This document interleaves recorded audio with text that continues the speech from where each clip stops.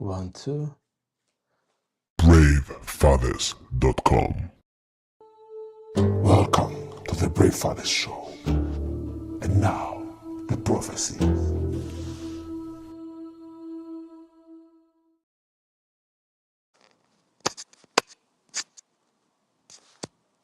Yes. How do you build your life back after she cheats on you? How do you build your life back after you lose access to your children? How do you become a more powerful man than you have ever been? How do you get your strength back? How do you get your self-respect back? If you lost half of your shit, how do you get your money back? Double it, triple it, multiply times 4, maybe times 100. How do you do that? My name is John Paul. Welcome to the Brave Fathers Show. I bring you the truth and I bring you the prophecy. So today we are going to talk about how fathers can get back on track after everything went wrong, right? After she lied to you, she cheated on you, you woke up one day and she's gone with the kids, the day before everything was perfect, or the week before, or the month before. We are going to talk about all that. Now, I promise you 3 things. 1, you will get some answers. 2, you are going to hate some of the stuff I say because I'm going to tell you the truth that hurts. And 3, believe in yourself. You can do it. We are here to make it happen. Listen, I need my magic candles and I need my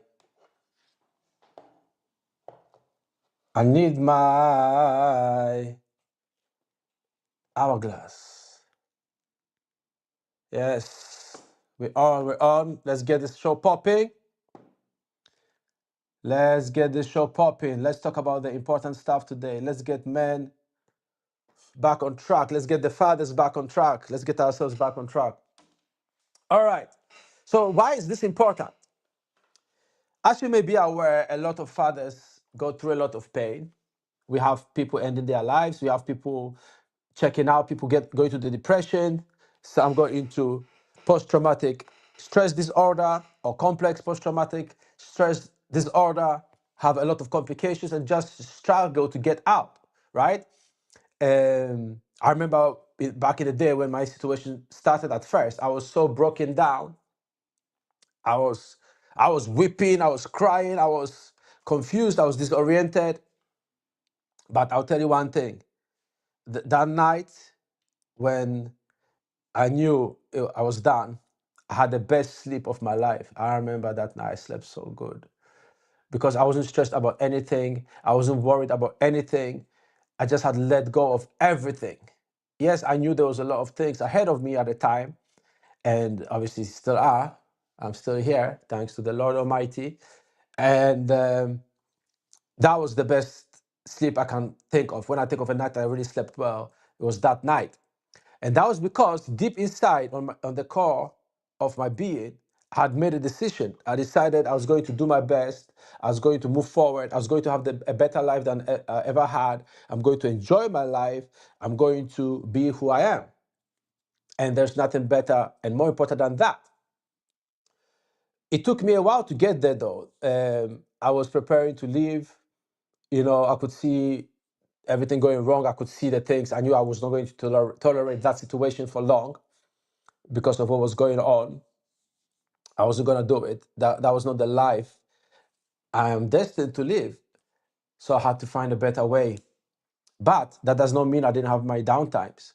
I had days, many times, when I wanted to end it all. The emotional pain, the stress was so much that I just had no willingness to carry on because I thought I was just going to go through more pain. If you play video games, if you play Fortnite, like when you get into the storm and you just if you get too far in the storm, you're just feeling the pain of it, right? You're just getting damage on yourself and you want to get out, but it looks like it's too far. Luckily for us, for most of us, and I'd like to believe all of us, we don't have to get stuck in that pain. You can get a life that was better than it has ever been. Now, even if you are going through court right now, if you are going through proceedings, you can still find a way forward, even if everything is looking wrong. If you are in a position where it seems that it's never going to get better. You have to keep going because those are the toughest times, but those who make it through are the ones who reap the rewards.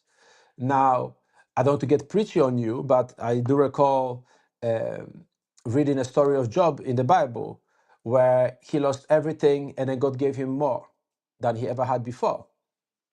So that's a very good story of an example of when you get tested by life. Now, I remember another thing that is important here is that I moved into this nice apartment, right? When they showed it to me, I was like, oh, I'm surely somebody's gonna make a better offer than I am. I'm not gonna get it, but I got it, and I loved it, and everybody loved it. It was perfect for parties, perfect for hosting guests, um, uh, just a nice environment for me to get my brain back together. And that was shortly after I had gone through shelters, having nowhere to go. Literally, I was really struggling with that regard. I don't want to go into that story now, but it was a lot. It was difficult, and people just can't imagine what that was like. And that's the story for another time for the future, not for today. But needless to say, it was quite a. Excuse me, I've got a bit of a cold, I think, or some allergies, and it was a very difficult period of time for me.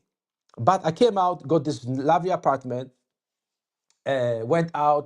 went out to bars, met some lovely ladies. We had great time. I was seeing a few women at the same time. I was honest about it. I'm always honest about it. It was a great time for me in that regard. But at the same time, I was going through pain, right? Also, because I was going through family court and I was facing a lot of difficulties in that regard.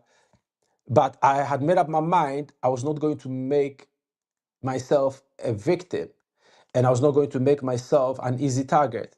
What you have to do is to become a moving target. What do I mean? You are a target because you are being targeted by your ex, by the court system, and so forth. But they can't be able to pin you down. One thing I've noticed, and this is one of the biggest and most important things I've noticed, is that the system relies on you being stuck. The system relies on you being helpless. So, for example, in the UK, they've devoted 3.6 million pounds towards preventing men ending their lives. Right? That's people will argue it's a small amount. I don't think it's a small amount. I think it's more than enough, and I'll come to that in a moment. But the reason that budget is small, apparently they spend more money on catering, on food that they shit out in the House of Commons in a year than what they've dedicated to men, right? Now, the reason why this matters, it shows you how little regard our systems, our Western systems have for men. That's very unfortunate that that's how little they think of us. But it does not matter because we are bigger than that. We transcend that. So we have to be able to move. So if today you are here, tomorrow will be here, then there, until they can't comprehend what's going on with you. They are going to try to take advantage of you in many, many, many, many different ways. That they are going to do. So you have to accept that as a reality, but don't get so weak that you can't overcome these things. It's very sad. It makes me angry when I think about it. It's almost as if they want us to be a slave class, as if they want men to fail, to be themselves, so the system can control them. And I think a lot of these things in our system are designed for men to give up hope, to become helpless, and to become weak. And that's how they get to take advantage of you. But I'm saying, keep going and get stronger regardless, and we shall figure it out. Now, the reason why I said the money dedicated towards men is not small is if you give more money, it will attract the wrong kind of people into it. And it will be their incentive to keep the situation bad because when it's bad, they make more money. The reason why men are not happy is not because the government is not spending money on some bullshit organization, putting flyers and posters and getting us to sit in a circle and talk about our troubles. That's not what we need. That's not our trouble. We don't need the government to do that. If we wanted to sit in a fucking circle and talk about our troubles, we just do it. And sometimes we have a few beers or some, something stronger with our friends or colleagues and do that if we want to do that. We don't need the government's help to put us in a fucking circle and cry, right? So we don't need funding for that bullshit. We have core problems that are in the system that affect us. But those things only exist when we allow our state of mind to be stuck there, to be stuck, to feel helpless. That helplessness is prevalent now because people say, what can we do? The system won't change and we cannot change. But the truth is we can't change. We must change. The few of us who are willing to put in the work, we must do it. So when you get your life together, regardless of what happens, that's how you win. That's when your children finally come back to you. They realize, wow, that's my dad, and I missed out. And it's painful, but at least you can get back together. You can rebuild your life with them. You can teach them something. You can show them. You can still be a father, even when they're not around. Right? Because when they come in contact with you, you have so many experiences to share with them, so much to teach them, so much to show them. You can put them on a path that they could never have had without you. So listen, it's painful and it's hard and it's difficult, but get bigger, faster, stronger, and enjoy yourself. You still deserve something good, especially if she cheated on you. Get women, and we talk about that as well, that are better, sexier, lovelier, more pleasant, more attractive. The women that you are like, wow, why did I even ever get with her? Okay, no disrespect, because I know these are the mothers of our children, but we also have to be honest and say we could have done better. Well, obviously, we wouldn't be in this situation if we had done better, right? So it is the truth. Any woman who takes advantage of the system to coerce a man to end up, spending money on her financially, supporting her while she takes away his children from him and tries to ruin his life, she does not deserve you. You have to accept that this is not it. Because without accepting that the situation is bad, you don't make a plan to move forward, right? So there are three areas that we have to address the most, right? So we talk about the court process itself last. So that'll be the fourth thing. But the three things in your life that are outside of the court, right?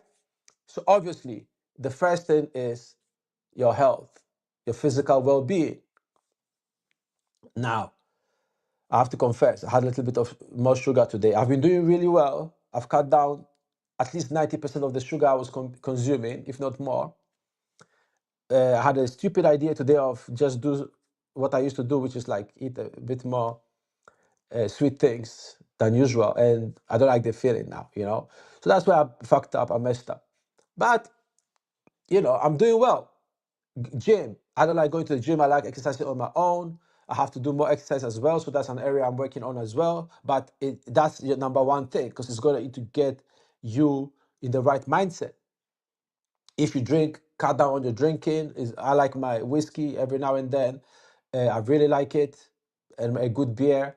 But at this stage, we need to sort of cut it down to build up a more powerful physique, a more powerful mental well-being. Because if your body feels good, your mind will feel even better, right? It's important. That's the number one thing. So look, you don't have to become a bodybuilder or anything, but at least some walking, some jogging, some kind of weight training or calisthenics, push-ups, pull-ups, something, right? Just get yourself moving, get that blood flowing, get yourself feeling, because when you do the jiggy jiggy, you need that strength because you're gonna meet more women, right?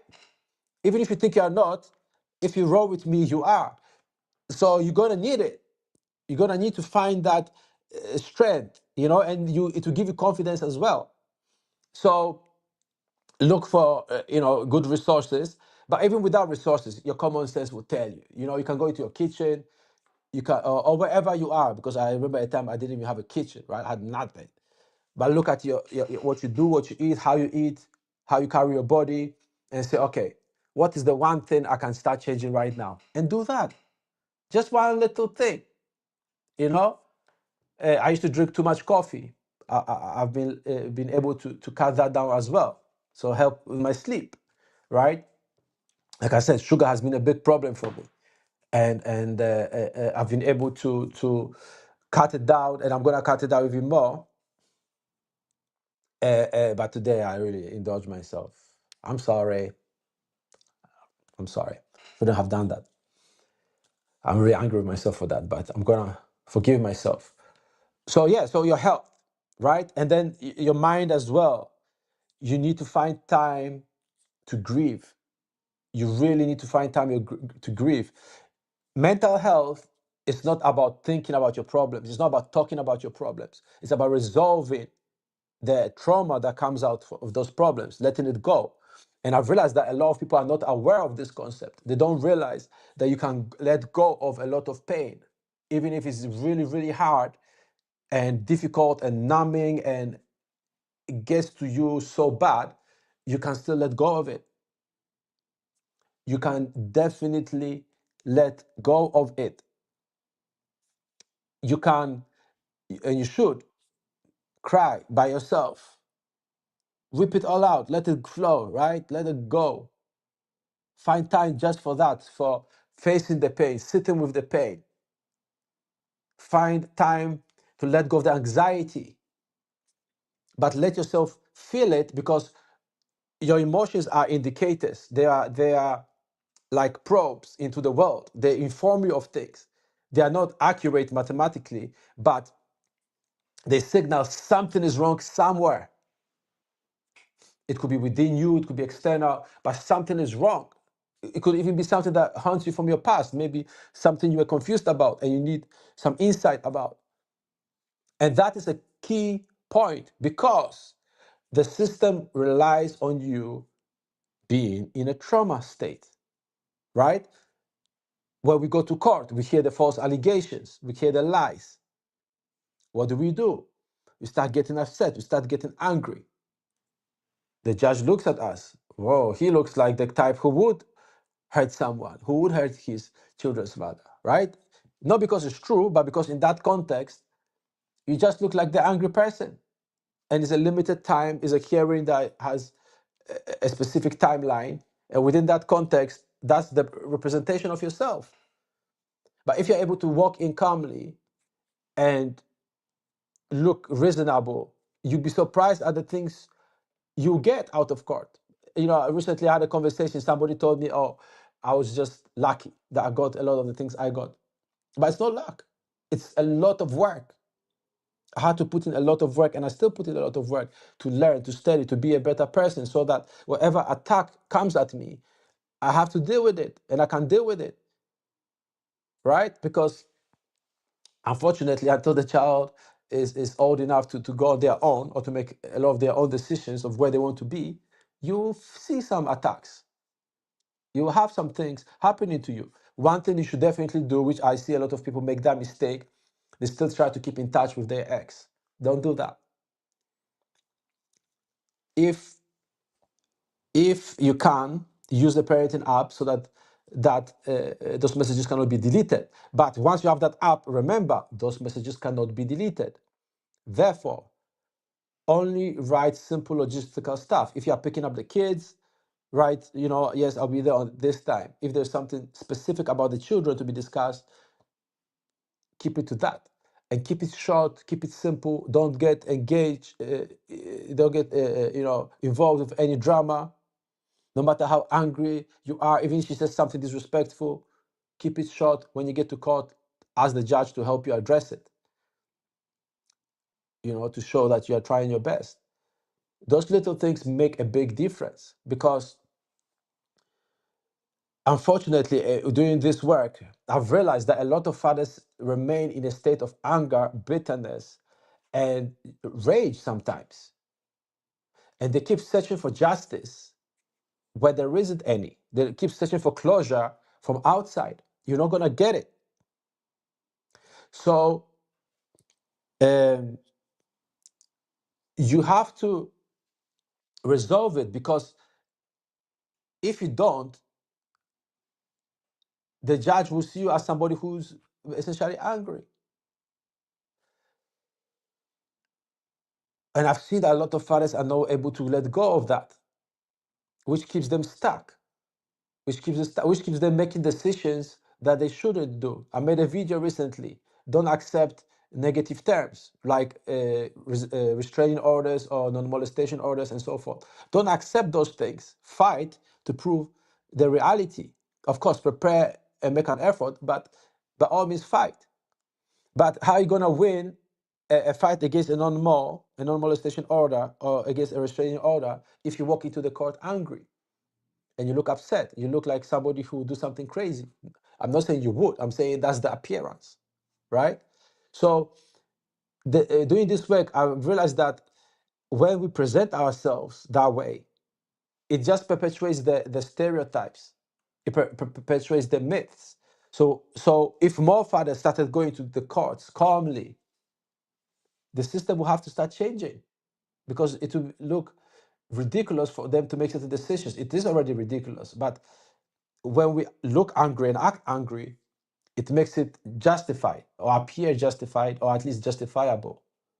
So your mental state, your emotional state is all part of your health. So exercise, find some stuff you really love to do, right? That you've delayed, you've procrastinated all your life. Do it now. Whether it's, you play chess, you want to fix a car that you really like, maybe a classic car, maybe you want to build a house with your own hands, you draw, I don't know what it is you do. Maybe it's bodybuilding, making a movie, racing. I had a client, he was good with canoes, like going on a canoe journey and that. Um, uh, uh, I had one who was also good with cars, different, like those are some of the hobbies that, when you could actually share them with the world, but you don't have to. So what you want to do is do things for yourself. Do things just for yourself. Have a budget. Even if you are dead broke, have a small budget for you, just for you, that has no other purpose than that enjoyment at that moment. Do that, because you have to learn how to give to yourself so that the world can give to you. So I can be grateful for everything you have got. Because if you are able to hear my words right now, that's a lot, because there's people who are not here with us anymore, right? Because they couldn't handle the situation. So you have to remain grateful.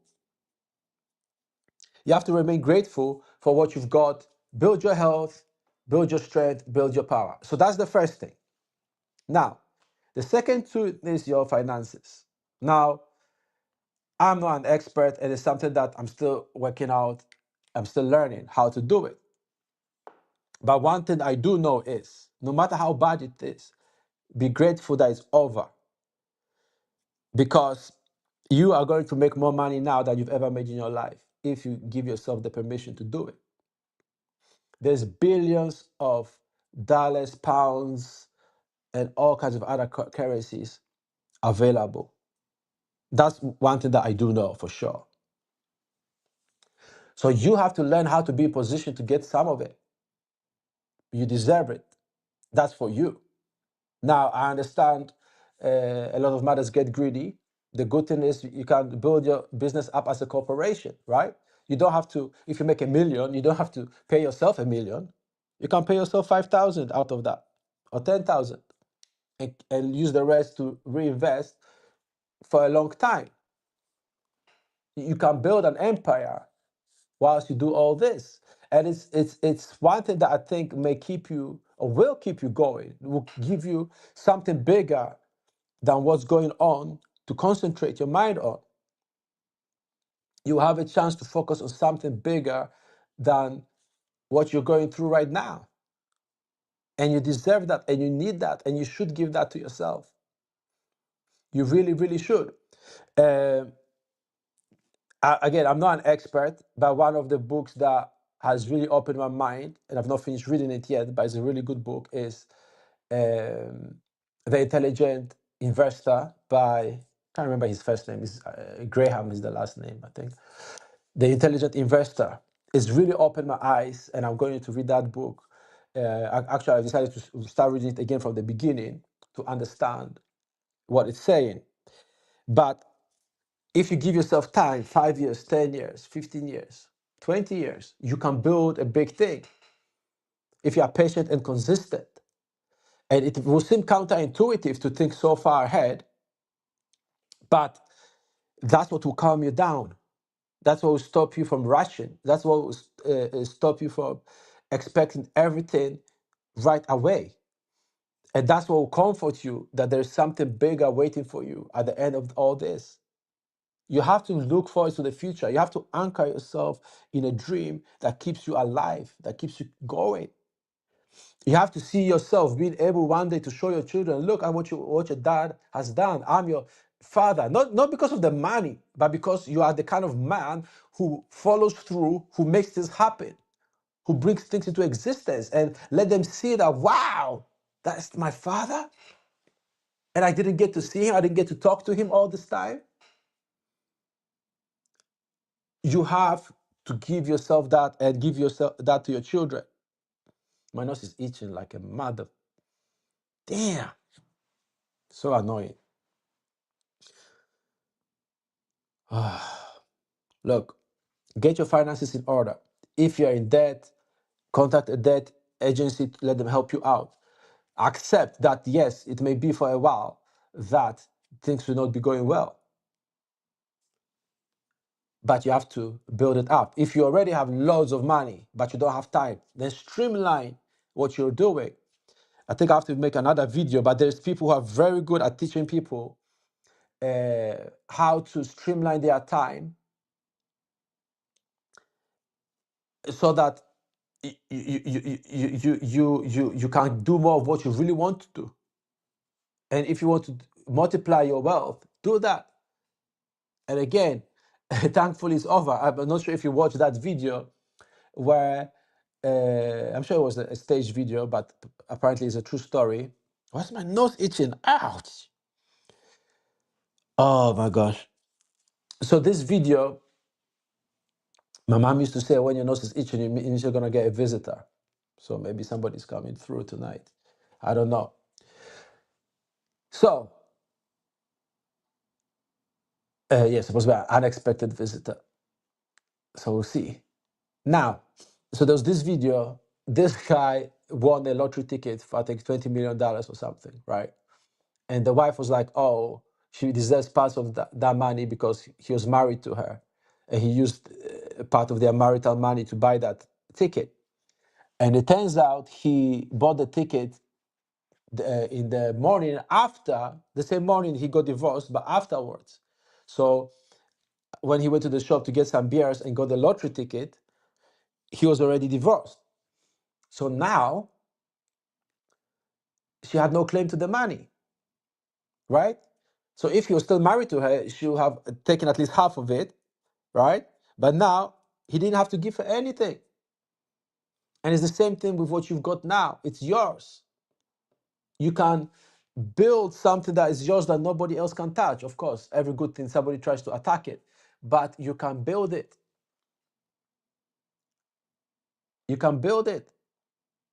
So your finances are important because the court takes a lot of money, it's very expensive, as we all know. It takes a lot of your time. So you want to give yourself a chance to get it back multiple times, right? And you need to find that strength because it's gonna be painful. You're gonna have to overcome a lot of grief, a lot of pain, a lot of hurt to do it. But to get your life back, do get those finances in order. Again, I'm not an expert on that, but I'm learning. Like I said, The Intelligent Investor is my favorite book on that, one of my favorite books on that. I think I'll make a list at another time of books that I think are good and the resources I'm learning from, and perhaps share with you as well. So the other thing is, which I do know about quite a bit, the third thing you have to focus on for yourself is, of course, dating. Now, I don't agree with the stance where men should give up on dating. I don't believe the stuff that people say that when you're over 30 or you're over 40 or over 50 or over 60 or whatever, you're done. That's bullshit. The reason why it's bullshit is, first of all, so many people believe it already, right? Which means a lot of men are just not dealing with women, which means there's more for you and more for me, right? You have a bigger selection. Don't buy into the myth that, oh, there's all something wrong with all these women and so on and so forth. The way people go about dating is wrong. And in fact, many of us got ourselves into this position because we dated the wrong way. I don't know why my nose is itching that way today. What is it? Is it because of the, or maybe the sugar? Wow, it's possible. Is that a thing? Like when you have too much sugar, then you have a reaction. It's possible, actually. So dating is a thing that you have to commit time to as well. A lot of people just, they just uh, let it happen. And that's not right. I remember, people, there was this taxi driver. So there was this girl that we're going somewhere. And he confused her for another girl that he had also picked me up the other time. And then he was trying to backtrack it. And she started laughing because she knew that, I have got other women. And she was laughing. And she said to him something to the effect of, "Ha, ha, ha, ha, you're trying to be a good friend, but I already know. But that's good." And then the driver was like, "So what is it about him? Why are you interested in him like that? Like, why do you still want him?" And they were like, he was like, "Oh, is it his hair? Is this that?" She was like, "No, it's something else." And she was laughing. But I mentioned this is because a lot of people see that and think, oh, it's something special, or they didn't see all the rejections I've had to get to the ones who wanted me. A lot of guys make the wrong assumption that a lot of rejections means you're doing something wrong. Not necessarily. If you think about it, you also reject a lot of women. How? By not approaching them, by not even being interested in them, right? You only notice the ones you care about. So you don't see how many women you find unattractive that you would never be with because you just don't want them. And some of them are not half bad, right? So you have to figure out how dating works. So the best thing I know is, look, you have to learn how to like yourself and do things for yourself first. So the first two things I talked about, finances and your health and so forth. Not because of women, because of yourself. You have to invest in yourself. You have to love yourself and care about yourself so much that you actually do things for yourself alone. You have to become a bit more selfish.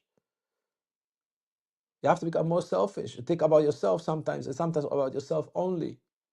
I'm not talking about taking advantage of people. I'm talking about, so let's say I like whiskey, right? So I'll buy myself a nice bottle of whiskey for me, not to flex that I'm drinking this or that to anybody, because nobody's even gonna know about it.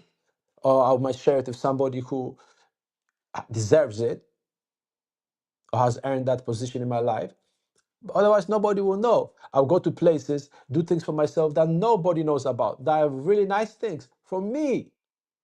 So dating starts with doing things for yourself, and that's where people go wrong, because they think that dating is about the other person. No, dating is about you. Let the other person, the other adult, worry about herself. You worry about you. You're not here to make anybody else happy. I believe that men lead, and the way we lead is we do things first. So however you want your life to be, Don't wait for a female to come into your life before you build that life. You build it already for yourself, by yourself, and exclusively for yourself, just for you. Then, when you meet women, if they fit into that, you keep them. If they don't, you let them keep it moving. If they want to opt out, you let them keep it moving. Or you keep it moving yourself. And I hear people say, oh yeah, but that means I may have to meet 10 girls or 20 girls. I don't want to do that. Well, then dating is not for you. Dating is not, you can't play like a lottery ticket that you get and you think you the first time is going to be right. That's not how it works. And we've all done that mistake in the past, right? I've done it, and I know you've done it. But dating is something you have to put an effort into. The other thing is, don't be spending a lot of money on dating. When someone wants to spend time with you, they don't care about where it is, as long as they get to spend that time with you. So that's why you have to put yourself in position to meet many women, so that the ones who fit into your lifestyle and want to be with you, you get to meet them. But do things that you already do. Don't do too much. That's another thing people do. Because now you're rushing yourself into a situation where where she feels like you owe her something. She feels like you're her boyfriend after like 2 weeks. And you may think, oh wow, this is so nice. I've got a nice woman who is having sex, having sex with me. She's enjoying my company. I'm enjoying her company. And you think it's great. But the problem with that is you don't know this woman. You have to get selective. You have to believe. Don't listen to all this nonsense that people talk about. Oh, all women are this, all women are that. No. There are women who are right for you out there. It doesn't matter that you're divorced. It doesn't matter that you were cheated on. It doesn't matter how bad your ex treated you. There are women who will worship the ground you walk on if you start building yourself up for yourself. Think about it. When you meet her, she didn't know you, but let's say she took care of her appearance, right? She looks good, she has a certain personality and so forth. She didn't know you. She put that work into herself, and then you saw the result of that work, and you were like, oh wow, I like that, right? And then you wanted to continue. It's the same thing on the flip side. You want to put work into yourself for yourself, just for you. And of course, when she sees this, she's like, oh wow, that's a man I don't come across often. Because let's be honest, how many men really invest in themselves? Let's be honest about it. And I'm not saying investing to impress women, because that's not investing in yourself. That's still investing in the woman.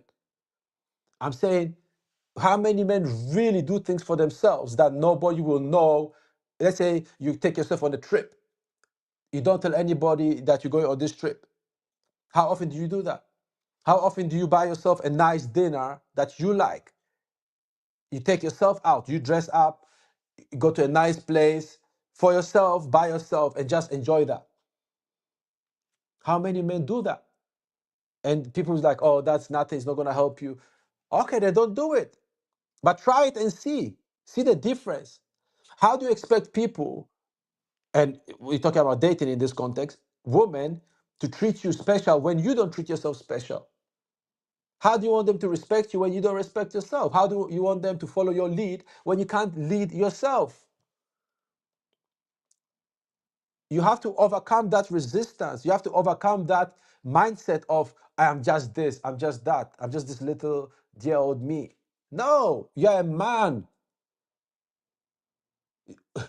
There are women desperate for a man, not just a male who, who exists, just exists.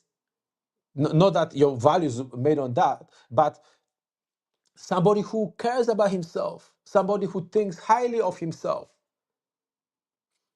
You have to think highly of yourself. Don't believe in the societal bullshit of this fake humility. No, all humility means is you don't tell the world how highly you think of yourself. So when I say I'm the prophecy, you don't. I think of myself 10 times, 1,000 times higher than that. I am the truth. You have to be your truth to yourself, not to me, not to any woman, not even to your children. to nobody but you. That's how you become the rock, right? A rock does not say, oh, what should I be today? No, the rock just is. Oh, the sea is hitting me. Yeah, I'm not moving. You do it for yourself. When you center things around yourself, that's when your dating life improves after divorce. That's when all the bad things that happened to you in the past have less effect on you. And that's when you start attracting women that before might not pay attention to you because they realize, whoa, I can follow this guy. People, you see, this is the bullshit that pisses me off. They're like, oh, modern women don't follow. Who the fuck are they supposed to follow? If a man is not willing to lead himself, for himself, to do the best thing that is good for him, how is he going to lead her into something that is good for her? It's not going to happen. Of course, not all women will follow you, but you only deal with those who follow you. And if you think none will follow you, then that's what you're going to experience. But if you say to yourself, you know what? I'm not stepping below this standard. I'm never allowing myself to go below this again. Never. Right? So I can give you an example of one of my standards. I'm never, ever, ever going to be in a relationship where there's continuous arguments. I'll just end it. And I have ended situations where I realized, nah, this is not for me. Because I've realized that all those arguments is just pointless emotional drama that gives you nothing. It does not move you forward, does not move her forward. It's just drama, especially if it's over minor things or things that are actually good. If you're not a good fit, end it. There is more. Dating is not about a Disney story or what the society tries to tell us that, oh, you're going to meet the one. No, you're going to meet 100 and then you pick one. That's the one you've picked, the one you've chosen, right? You have to lead, but you don't wait for her to show up before you lead. You lead from day one. Like we said earlier, you're putting your health together. You have to lead yourself. You have to discipline yourself to improve your health. You have to find ways to get better, right? You realize, oh shit, I'm angry and pissed about my ex and what happened in court. Okay, so you have to grieve that. You have to lead yourself, improve yourself for you, like make your life better for yourself so you enjoy yourself, right? We talk about finances. You have to figure out, okay, what do I want financially? How do I get more money? Because there's so much money in the world, it's insane. You know, one thing I've not yet done this, and I'm not going to talk too much about it, but it's you can go online and every county, every city, every town, every country has got contracts that they just looking for people to bid on them, right? And some of them have some ridiculous high amounts of money provided you can deliver. Highly profitable. So one thing that I'm considering for the future to do. There's so many things that people don't think about that are available to them. So the time, you know, one person uses to cry, I mean, do your crying, but I'm talking about like just pointless bitching and moaning, complaining about women. That time, that 1 hour could be used to read a report on something that you know will be profitable to you and so forth. So when you do things that way, you start realizing you can attract a higher quality of woman. And when I say higher quality of woman, I don't just mean better looking or a nicer body. I mean a woman who actually, when you tell her, listen, I need you to go to town and get this for me, right? So, for example, one of my ex, well, we could call her an ex now, we didn't end up being together. We're still cool, on cool terms. But we didn't, you know, it wasn't working. But I said, listen, I need this and that equipment, you know, because I'm doing this work. Here's the list, go to town, get it for me. She would do it. No, if, why, whatever. She would just go and get it. This is just an example, right? You have to find women who contribute to your life and you have to believe that you deserve it. How do you believe that? By doing it for yourself first, by building the structure that gives you that. So that's what dating is about. That's what dating is about. So to recap quickly what we spoke about today,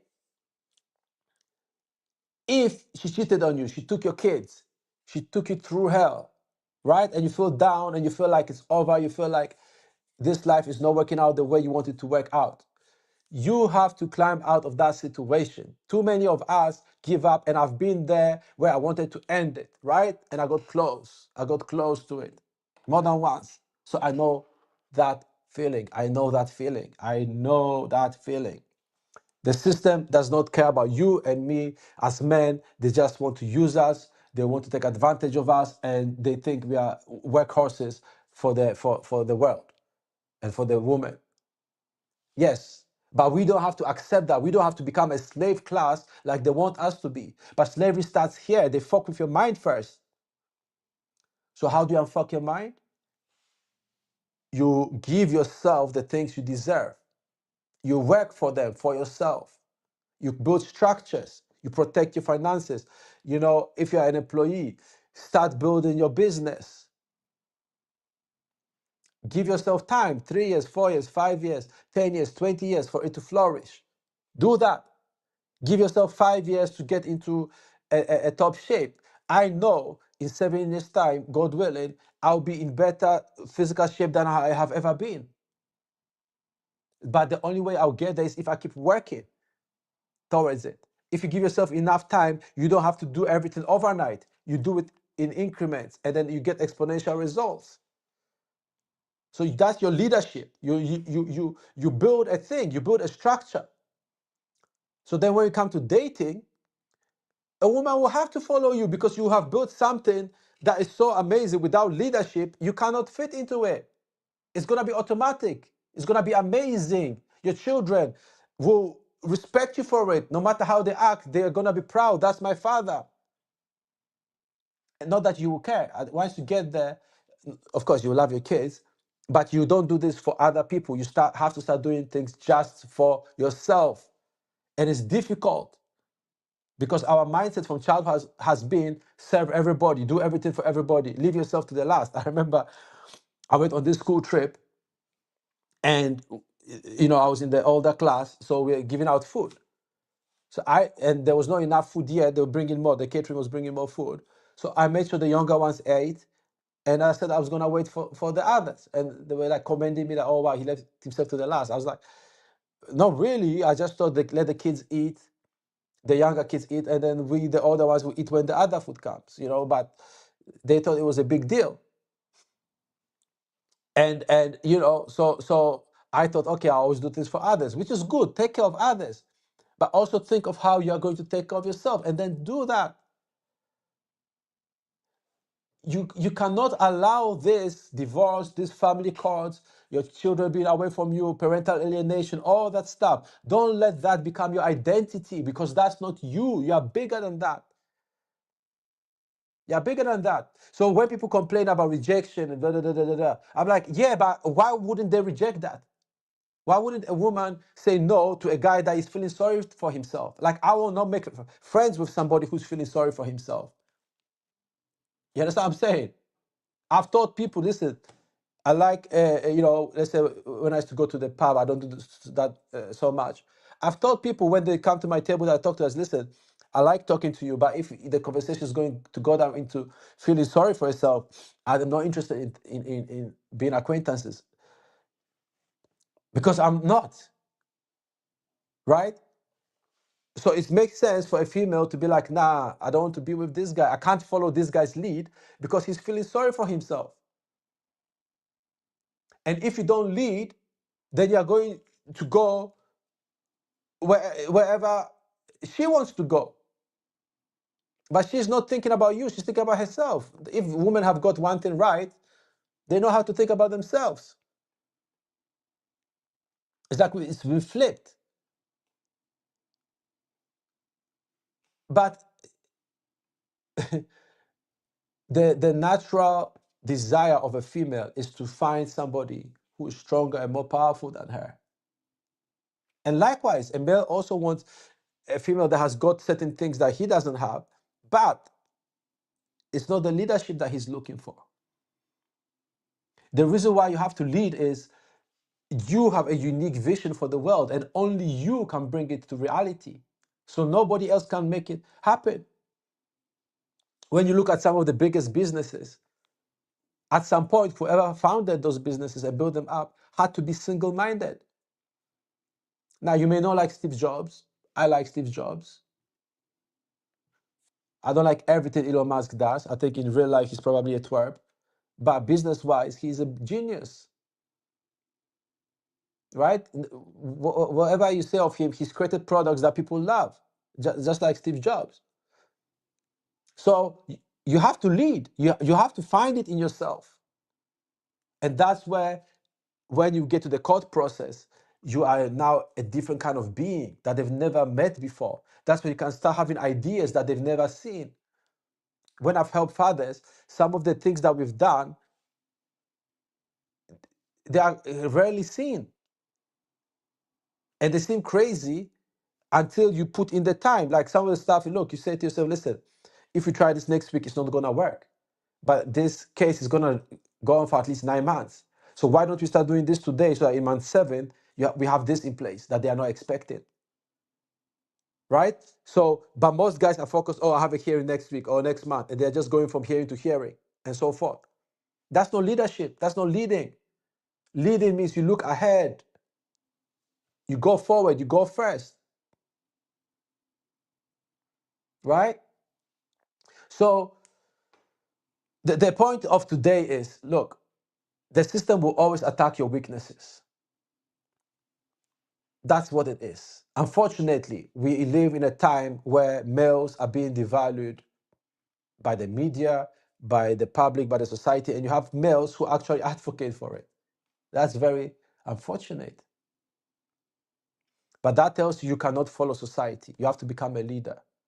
Regardless of what is going on around you, there is something you can always do for yourself that will make your situation better. So you have to do that. You have to become a man that the woman who hates you looks at and she's like, damn. Like no matter what she hates you, she's gonna look at you and be like, oh, and you'll not even care. My nose keeps itching. It's so annoying. But you'll not care.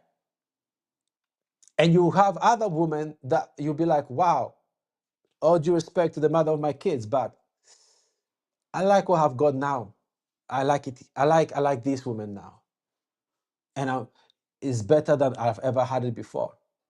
All this nonsense that you've gone through, you go to the other side of it and see how much bigger and how much more powerful you can be and how much more powerful you are.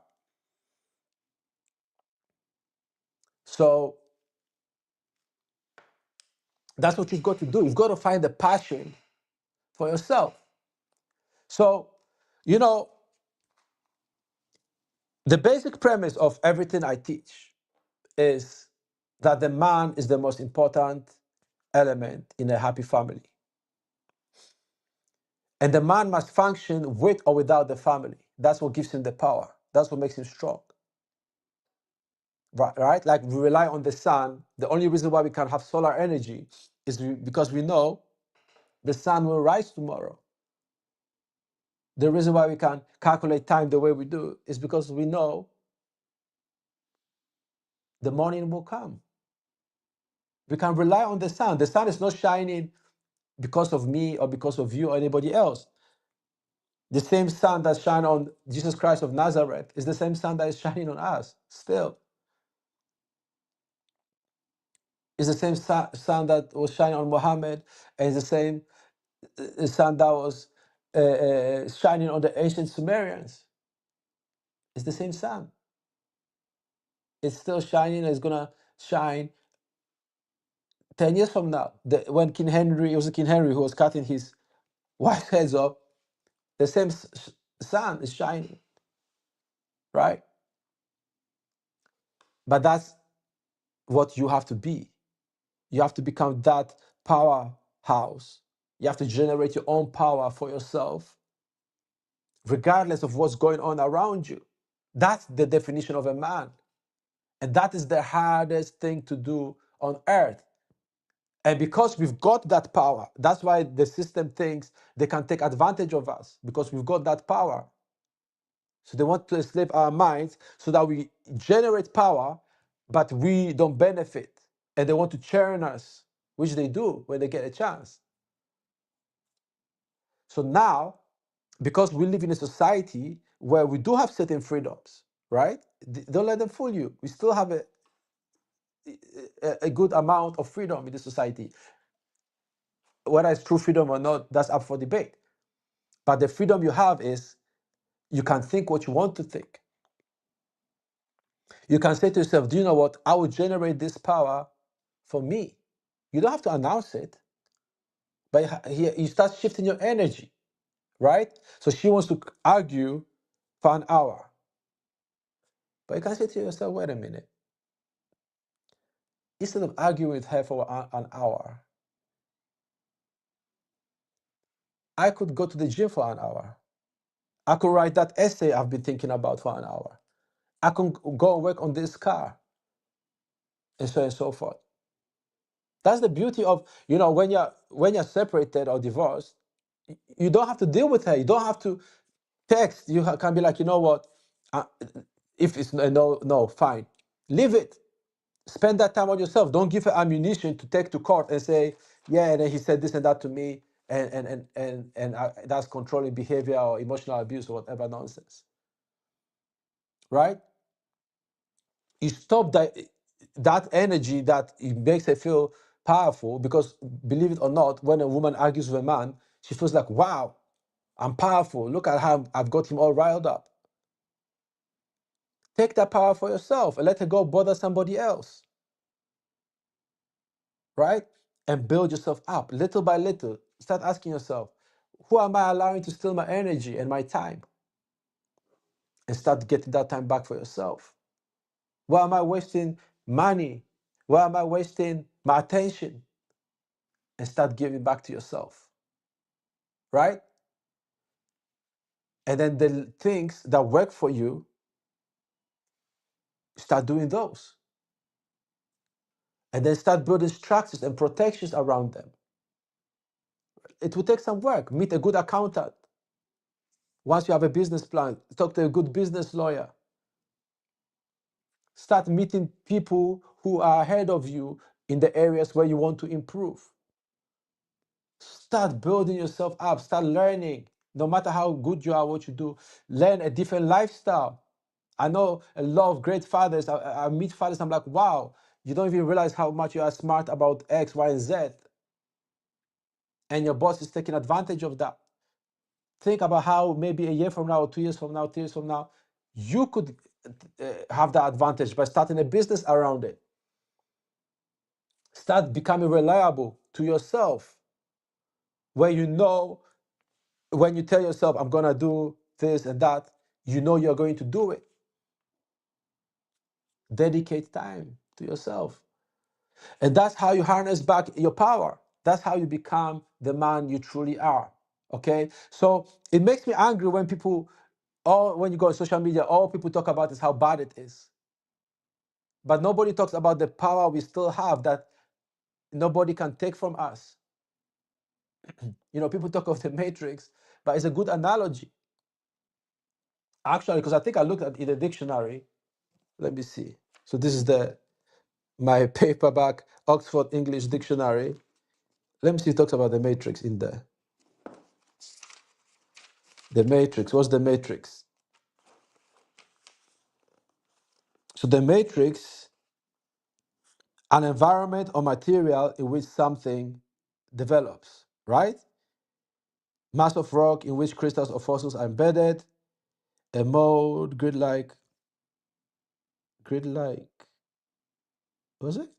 In which something is cast, a mode in which something is cast or shaped. Okay, a mode in which something is cast or shaped.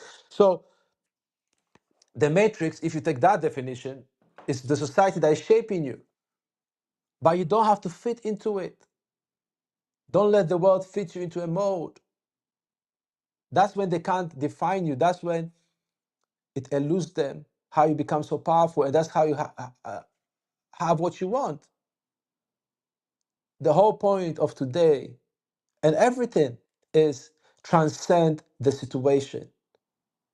Yes, they came at you and they still come at you, but don't let them take your soul from you. Don't let them take your love for yourself for you.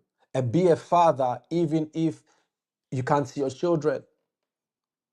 Be the father that your kids can brag about. Not again, you would like that. So it's not just for them, it's for you.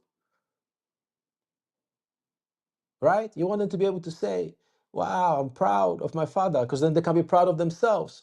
When I was going through court, they had to justify, so the social workers that work for the court had to justify why I should see my kids.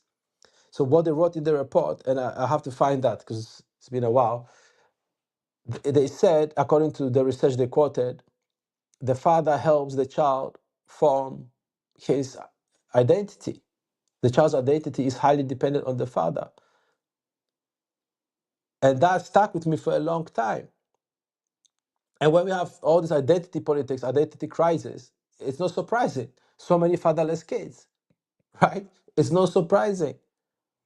And they even fool men to give up their identity as men.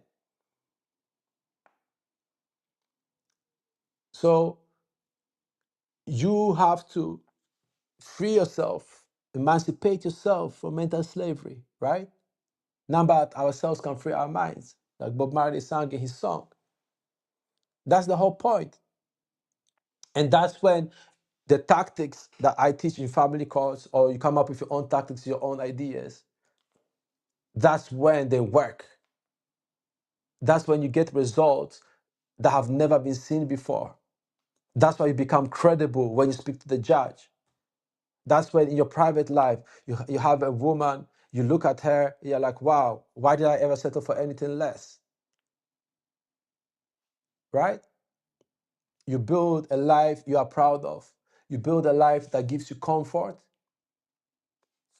You build a life that you can brag about if you wanted to. So we're about to end the show. We're about to end the show. So listen, your assignment, your homework is go and think about what you really want, not what you think you can get, what you really want. And don't try to say what's realistic or not at this stage. Just be honest and ask yourself what you really want and what you really want to do. Right? If everything was perfect, outside of your kids, outside of your ex, what is it that you really want for yourself? Think about it, write about it, and start doing things that bring you closer to it. On the flip side, think of what you must discard from your life. What's the dead weight in your life? What's causing you from, to not get what you want in your life? What's depressing you? Again, give yourself time to grieve. Give yourself time to let go of it, right? So if you need help drafting your court papers, if you need help with a consultation, click on the link below in the description to go to bravefathers.com. If you just want to talk, I give everybody an unconditional, complimentary 1 hour complete consultation, right? So it's as if you were a paying client. You get everything you would get. It's not a pitch. It's not any, me trying to sell you anything. Of course, if you choose to get my services, I will offer them and you might take advantage of them, but I have a policy that you have to get actionable steps after that that actually bring you closer to the result you want. So click on the link below and go to bravefathers.com and get in touch through the form on there. I'm also putting more work now into my Substack newsletter. So I've had it for a couple of weeks now. You can go to bravefathers.substack.com. I'll put a link in the description as well to join Substack. Talk to me on X, send me on message. And I hope to see you again next week. So subscribe if you're not subscribed, like it, so more people can see it. Tell people about it. Anything you agree with, let me know in the comments. Anything you disagree with, let me know in the comments. No matter what, make it happen. And when in doubt, remember, you are the truth. And my name is John Paul from bravefathers.com, and I'll see you again next week. All the best. BraveFathers.com.